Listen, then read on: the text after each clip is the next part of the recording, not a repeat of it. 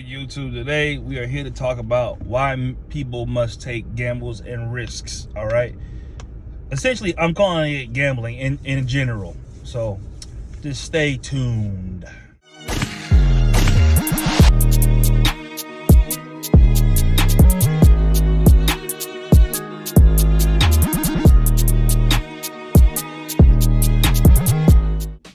Now,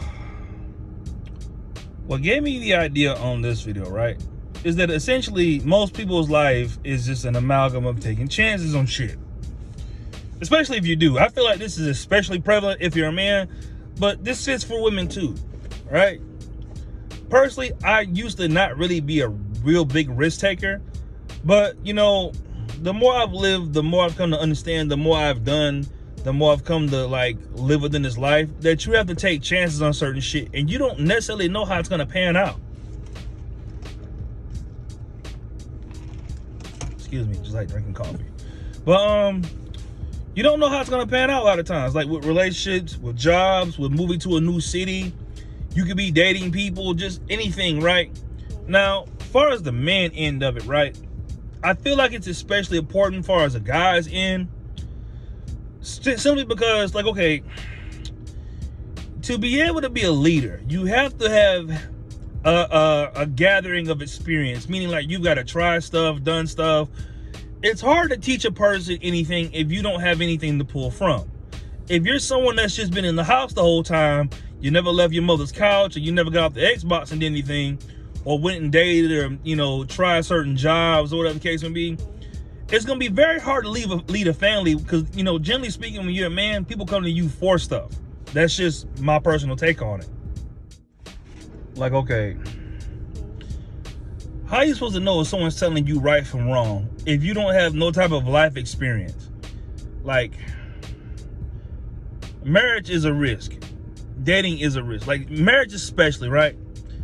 If you've never been married before, if you've never taken a chance on love, you're not gonna know how to navigate love. I have my own idea of what love should look like because I've been involved with it so much throughout my life.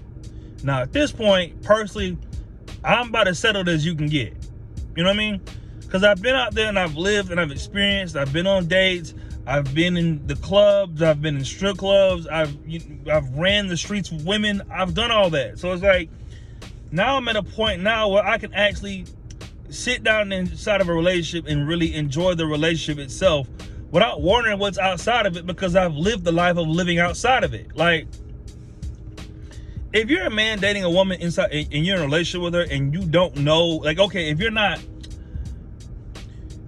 haven't lived the life of abundance with women, so to speak, you're gonna always be wondering what it's like outside of that relationship. And that within itself is essentially a risk you gotta take when you go out. Even when it comes to, like, I say, going on dates with women, like, not even going on dates. When you take a chance on just talking to a woman, you don't know for sure that's gonna work.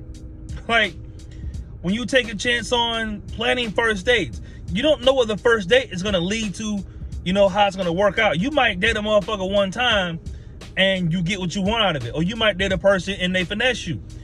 But that all leads into your experience as the molding you into being a better person. Now, essentially, when I think of my parents, you know, my dad was the bigger risk taker. My dad, oh my goodness, my dad has traveled all over the U.S. He's probably been I'm pretty sure he's been to all 50 states. He's never really been to Canada. That's probably the only thing I've done that he hasn't. He hasn't really done overseas. But as far as traveling to U.S., he's had truck driver jobs. He's stolen money. He's robbed people. Geez, my dad's done so much shit to the point where if I sat and I had a conversation with him about just the things he's done, we'll be there all day because the list is so long. And I think as a man, the more you live, the more you do. I think that's a big part of it. Like, it's very hard to tell a woman anything if you cannot tell her based off an experience. If you're just saying this shit, put it this way. When a lot of you podcasters talk, y'all talk from an idea that another nigga had versus like your own personal experience. I choose to speak from my own personal experience because it resonates with the person better. You know, I've come to find out that privilege is invisible to the people that have it. Meaning, like, if you've never lived a life where you were unprivileged, you wouldn't know what it feels like to have privilege. Now, as far as my dad is concerned, and just the things he's done, like, let me think. His experience is so vast and so like deep. Like, it could, man, he's done things that I can't say on camera. Like, but I will say this, the conversation with me and my dad, it's a lot healthier now, because I've lived the life somewhat to his, like maybe 1/3 of what he may have done to some degree, and I'm able to like bounce those experiences off of him a little bit, and you know, get stuff out of it that he. Put it this way, when I was 18, he tried to tell me shit, I didn't listen to him because I didn't have no experience. I was basing it off my own idea. But my idea wasn't really based off anything. It was based off how the fuck I felt at the time, which wasn't based off shit, but an 18-year-old perspective. Now that I'm 34, the conversation is different because I have something to compare with. Now, as far as my mom, on the other hand, my mom, I love my mother, but the thing about being a son is that at some point you're gonna have to leave the nest. My mom did not want me to leave the nest. She was perfectly content with me being home. She didn't care if I left. She just like, look, whatever you want to do, work a job. My mother never forced me into anything too much. Like, and you know, the older I got, the more I started to begin to feel like, you know, sitting in the house was becoming a handicap more than a help. Because if you don't go out there and strive and fight for your own, then you don't have no type of like walk around sense. You'll just be basing it off living in your mother's house. Like, I know 30-year-olds, I'm not even 30-year-olds. I know motherfuckers that in their mid to late 30s that still stay with their mother. And listen, I don't knock motherfuckers for like shit like that because I've done it before. But I'm saying is, you don't get no real traction under your feet until you get out into this world and you move and you shake and you live. And you fuck up for a while, you fuck up credit, you owe money, you get into debt, you get into fights, you get into shootouts, you know, you run off on this person, you get arrested a few times, you get drunk, you wake up in this person's house, you gotta get out here in this world and do shit, and that requires taking risk. As far as the women's side of the token, right? If you had asked me what I think, this is just strictly a Ronell opinion, but this is again based off experience. I feel like the world's a little bit worse for women. And let me tell you why, right? As far as a man, your biggest issue is gonna be the women you deal with. All right? But at least you can, like, okay, if you can get over the hump of being mentally, like, okay, if you can be smarter than a woman, you can beat a woman, physically and mentally. If a woman's even smarter than you, she still can't beat you physically.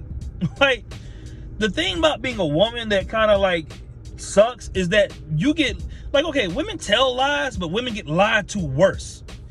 Meaning, like, you are born with the possession that men want so bad that they'll lie, cheat, steal, destroy, rob, flatten tires, take cars. Like, if you don't know how to maneuver amongst men, men are gonna be your biggest hurdle and your biggest challenge, right? A woman can literally take her car to the shop, and because she's attractive, a dude will lie to her about her car. Like, your own vehicle that a motherfucker brought there, that you brought there to get service, a motherfucker will shoot you some bullshit over it. Like, not only that, but even still, even like the emotional part, right? As a man, you feel feelings, but you can push the feelings to the side. I feel feelings about stuff, but generally speaking, if it's not no life or death shit, I push that shit to the side. And to me, it ain't even no thing. I don't care. When you are a woman, you literally feel everything, and you literally can't even help it. So you can picture being in a situation with a dude that means no good for him, but you found out that you love this motherfucker, and you can't even make yourself quit.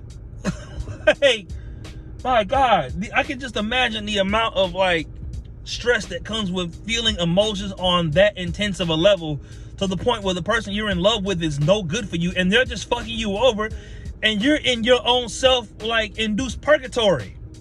Like, it must be madness. So I mean, as far as women taking risks, you need to learn to discern between what man's good for you and what man isn't. Like, okay, when women leave relationships very quickly, I kind of understand why, because the amount of risk that it means to them to stay too long, if shit's really not working out, is way more dangerous than if a dude stays too long. Like, you as a man, you can pull yourself out of it. And personally, me, I believe that you can rebuild and refigure shit out because you have the capability to shape your own life. Like, when you're a woman, life happens to you. And a lot of times you can't do shit about nothing about it. Because look, on top of that, like, I'm telling you, okay, me personally, I consider myself an honorable person. Like, I'm willing to lose if it means maintaining my level of integrity personally to myself. Like, most men don't have that, which is like, okay, me and my cousin went through this morning, right? He FaceTimed me with this. I mean, I was making another video and he FaceTimed me, well, like a girl he was talking to on the phone. Like, it was a 3-way FaceTime, right? And the way this girl was acting, I forget her name. It was a girl he was talking to, though. We're sitting here trying to tell this girl, listen, you can't be so much of a free spirit. Like, at least in Southeast Georgia, or just in Georgia in general. Because the amount of finesse that niggas walk around with in Georgia, like, okay, a guy in Georgia will literally tell you everything you want to hear and make it sound like everything you want to hear, make it believable, and be lying to you. Like, dudes in Georgia will go that far. Now, that's just a little tidbit on Georgia, but what me and him were trying to get across to this girl is like, listen, we're not saying not to date, we're not saying not to enjoy yourself, we're not saying not to see people as good people, but have a little bit of something in here that says, you know, let me hold off on this for a minute, or let me just, you know, discern between who is what and what kind of guy is this and that and third, what type of man am I actually dealing with, you know, blah, blah, blah. That's pretty much what we were trying to get across to you, you know, across to her, right? She wasn't a bad person, but you could just tell that she wasn't someone that lived that life. Like, and the thing is, when folks are not, like, okay, growing up in a good home, it's a great thing to grow up in a good home. But if your father or no one close to you has actually been through no real bullshit, they can't tell you anything about bullshit, and you are just out this motherfucker working in a grocery store, oblivious to what the fuck is going on. And the fact of the matter is, like, when you're a guy, no one really gives a fuck, so motherfuckers tell you the real shit. Hey, when I take my truck into the shop, right, motherfuckers gonna tell me it's $700 worth of bullshit I gotta pay for. When a woman walks into the shop with the car, motherfucker might have to pay $150 because she cute, but there's $700 worth of damage to your car that a nigga's not telling you about. Like, I'm telling you, oh my goodness, I can just imagine the shit women go through just on a day-to-day basis of just shit like that happens. But as far as this woman, right, basically what the conclusion of that came down to was that she's gonna have to take those risks and find out, because none of the stuff we saying is resonating with you. Like, it is, but you've never lived a life where you've had to dodge bullets, or motherfuckers have tried to kill you, or a nigga ran off on your car, or a motherfucker stole from you. Like, what I'm saying is, it's hard to appreciate a good man if you've never had a bad one first. You know what I mean? If you've always had good men in your life, you feel entitled. You feel entitled to good treatment. But if you've never had nobody treat you well, you're not going to be grateful for the well treatment that you do have, if that makes sense. You know, I just wanted to make a point about risk taking and taking chances on people. Because, I mean, with this life, you don't know what's going to turn into what, how things are going to play out. Like, when I moved up here to work for JB Hunt, I didn't know this shit was going to work. Like, when I moved to New York, I didn't know this shit was going to turn out to be this way. I have a great girlfriend. I live at home. I come home to a nice house and everything's peaceful. I didn't know that this shit would pan out this way. I had an idea of what I wanted it to be, but I didn't know for sure. And if you never take that leap or make those, you know, take those chances or make that, you know, take that risk, you'll never know. You always, I'd rather take the risk and the shit, like, okay, even with YouTube, right? I'd much rather make videos and the shit not work and say I tried versus like wanting the shit to be absolutely perfect, the way it's supposed to be, uploaded, or never take a chance on anything. I'm not finna not take a chance. Like, it just doesn't make sense. You get more out of taking the chance than you do by just sitting on the sidelines watching everybody else play. Like, that's just my personal take on it. Like, you know, I'm one of them kind of guys, man. I'm not a gigantic risk taker, but I will take the risk if the risk makes sense. Like, if there's a big, you know, a big pot of gold on the other end of the risk, then yeah, we can probably gamble a little bit. Like, I took a risk on this hair. I'm 34 years old, man. Like, and I've had black hair all my life. Like, at some point, you know, I had to take a gamble on something, and luckily we made it to a point where it kind of worked out. I think it worked out. It looks very good to me. But, you know, you never know unless you try something different. So, you know, be open to life. I'm not saying be stupid to life, but be open to life and take risk and live life and really get outside and see what the world has to offer. Because the only way you're going to learn anything is if you try. That's just my personal message from me before I go work out. Y'all have a good day.